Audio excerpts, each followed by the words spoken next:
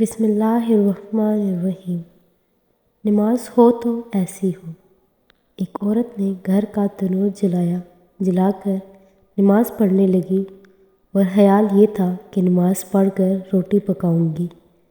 اس عورت کا 2-2.5 سال کا بچہ گھر میں کھیل رہا تھا۔ شیطان آیا اور اس بچے کو تنور کے قریب لا کر اس نمازی عورت کے پاس آ کر کہنے لگا، دیکھ تیرا شیرخوار بچہ تنور کے قریب چلا گیا، تو نماز توڑ کر بچے کو وہاں سے اٹھا لے، کہیں ایسا نہ ہو کہ وہ بچہ تنور میں گر کر جل جائے۔ اس عورت نے بالکل خیال نہیں کیا، بدستور نماز پڑھتی رہی۔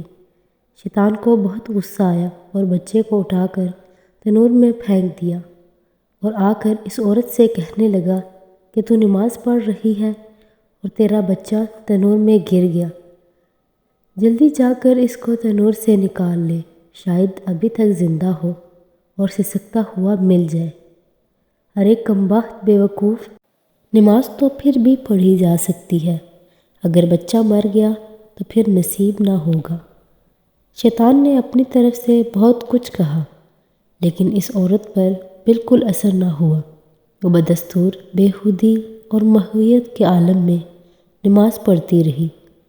شیطان عورت کی ثابت قدمی دیکھ کر آگ بگولا ہو گیا اور وہاں سے اپنا سا منہ لے کر چلا گیا۔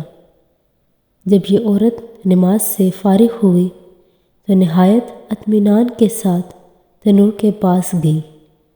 دیکھا کہ بچہ تنور میں پڑا ہوا ہے، آگ بھڑک رہی ہے اور بچہ انگاروں سے کھیل رہا ہے۔ ایک انگارہ بچے نے اٹھا کر منہ میں رکھ لیا تو وہ انگارہ یاقوت بن گیا۔ ترجمہ: اگر سب عورتیں ایسی عالی ہمت ہو جائیں تو یقیناً مردوں سے فوقیت لے جائیں گی۔ نام کا عورت ہونا عیب نہیں ہے اور نام کا مرد ہونا کمال نہیں ہے۔ سورج عربی زبان کے گرامر کے مطابق مؤنث ہے اور چاند گرامر کے مطابق مذکر ہے، پھر چاند اور سورج کا فرق سب پر روشن ہے۔